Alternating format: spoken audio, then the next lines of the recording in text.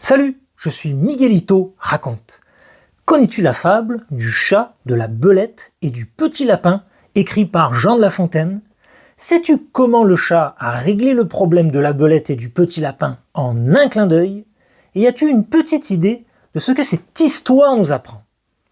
Enfin, si tu es vraiment curieux comme moi, n'oublie pas de rester jusqu'au bout de cette histoire. Un incroyable secret t'attend dans cette aventure que je te raconte maintenant.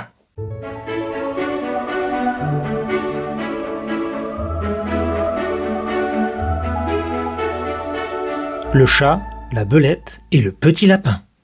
Dans un charmant quartier où les maisons étaient faites de briques anciennes et de jardins verdoyants, une matinée paisible fut soudainement interrompue par un événement inattendu.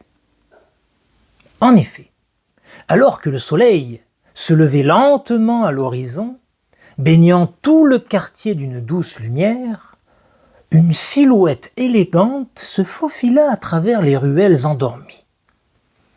C'était Dame Belette, agile et rusée, qui avait un plan bien précis en tête. Son pelage doux et soyeux, d'une teinte de brun clair tacheté de blanc, était d'une beauté envoûtante. Sa queue, fine et longue, se balançait derrière elle avec grâce. Pendant que les habitants du quartier étaient occupés avec leur travail, la silhouette s'approcha furtivement d'un magnifique palais. Avec une adresse remarquable et sans perdre une seconde, Dame Belette franchit les portes du palais et s'y installa comme si elle avait toujours habité à cet endroit. Ses gestes étaient assurés, ses mouvements gracieux, comme si elle connaissait les lieux mieux que quiconque. Lorsque les rayons du soleil atteignirent les fenêtres du palais, les habitants du quartier commencèrent à remarquer la belette.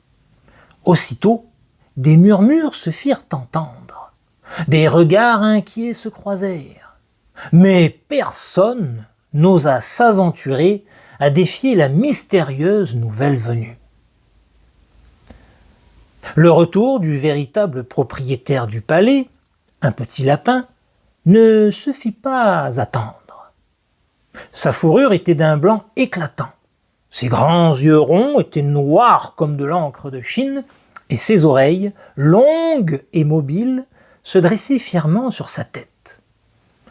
À son grand étonnement, il découvrit la présence étrangère qui semblait s'être emparée de son royaume en son absence.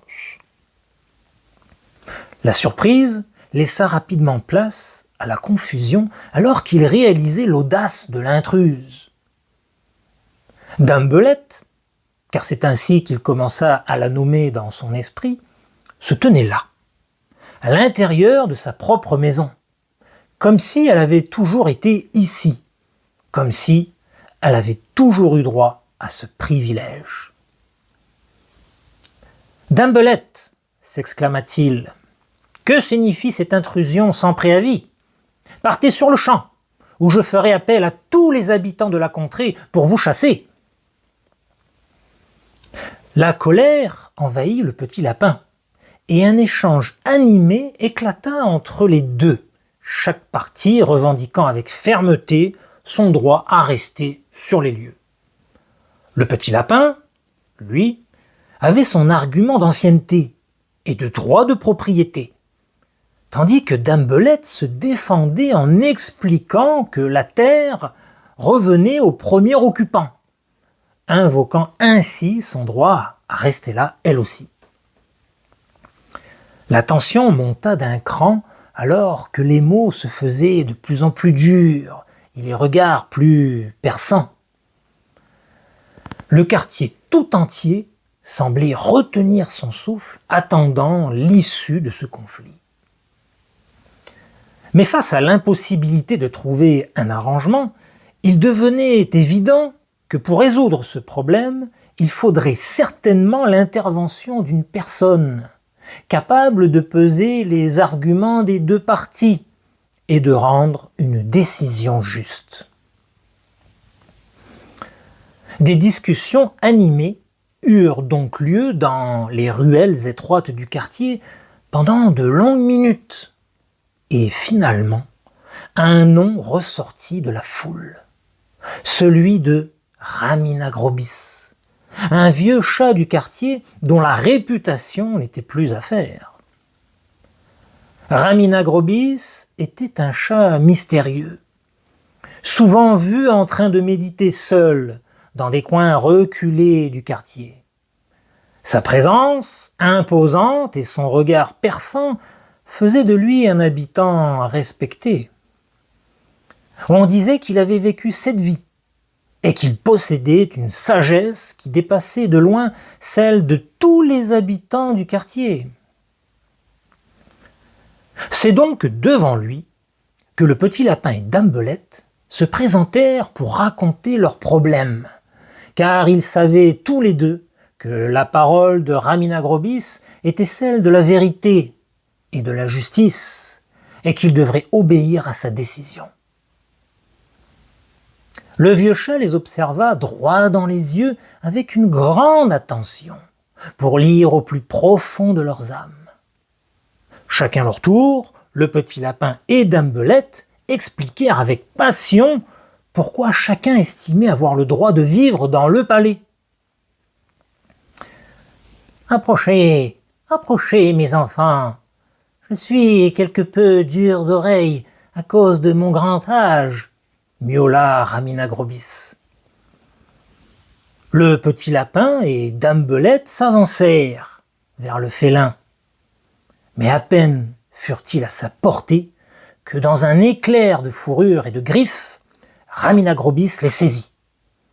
Avec un zeste de malice et une pointe de cruauté, il les croqua tous les deux, mettant ainsi un terme à leur querelle pour toujours. Tous les habitants du quartier restèrent abasourdis par ce qui venait de se passer sous leurs yeux. L'étonnement était tellement grand que personne ne put dire un seul mot. Raminagrobis, l'air satisfait, retourna tranquillement d'où il était venu. Quant aux voisins curieux, ils finirent tous par rentrer chez eux dans un silence de cathédrale. Durant les longues semaines qui suivirent, ils ne pouvaient s'empêcher de discuter entre eux de ce qu'ils avaient vu et entendu, chacun tirant sa propre leçon de l'histoire. La morale de l'histoire. Mais de quoi nous parle réellement cette fable ? Pour ma part, après avoir écouté cette histoire, je vois un thème important qui est abordé ici.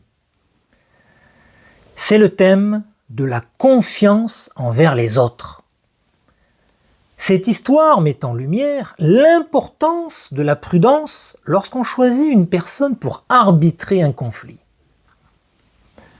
Le petit lapin et Dame Belette, pris dans leur querelle, font appel à Raminagrobis, un chat qui semblait sage et impartial. Ils ont vu en lui une figure d'autorité capable de trancher leurs disputes de manière juste. Cependant, ils ont négligé un aspect crucial. Pouvaient-ils faire confiance au chat sans véritablement le connaître ? Cette partie de la morale nous enseigne que lorsque nous sommes en conflit et que nous cherchons de l'aide ou un jugement extérieur, il est essentiel de bien choisir à qui nous faisons confiance. Dans la vie, certaines personnes peuvent prétendre vouloir aider ou résoudre un problème, mais en réalité, elles peuvent avoir des intentions cachées, cherchant à tirer profit de la situation. Parfois, elles peuvent manipuler les autres pour parvenir à leur propre fin, comme l'a fait Raminagrobis, en utilisant la ruse pour tromper le petit lapin et Dame Belette. En résumé, la fable nous rappelle de ne pas se fier uniquement aux apparences ou à la réputation de sagesse ou de neutralité de quelqu'un. Il est important de réfléchir attentivement à qui l'on confie la résolution de nos problèmes et de se méfier des intentions cachées.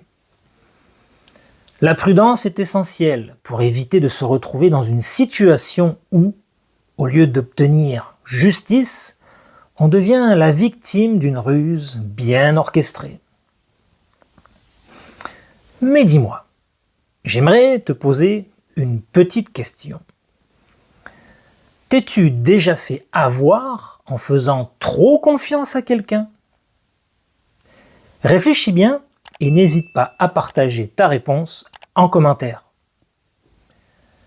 Dans cette histoire, il y a un petit secret intéressant à savoir sur les belettes.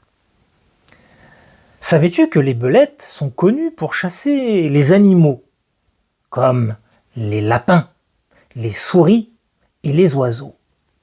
Elles sont aussi connues pour attaquer les chats domestiques, même si ces attaques sont assez rares. Leurs confrontations avec les chats sont majoritairement mortelles. Elles ont des dents très pointues et des griffes acérées, ce qui leur permet de tuer facilement un chat. Les belettes sont habituellement plus petites que les chats, mais elles peuvent simplement les tuer en s'attaquant à leur gorge. Dans les campagnes, l'utilité de la belette a été largement prouvée par les scientifiques, alors que cet animal est encore trop souvent classé parmi les animaux nuisibles. Pourtant, si le nombre d'individus venait à baisser, on ne pourrait qu'assister à une augmentation de petits rongeurs, véritables destructeurs de culture capables de mettre à mal l'économie des agriculteurs. Voilà, j'espère que tu as aimé cette histoire, et si tu veux en découvrir plein d'autres sur la chaîne, alors dépêche-toi, mes histoires n'attendent que toi. Dans cette aventure-là, je te raconte pourquoi le pauvre éléphant va devoir partager son royaume avec tous les animaux.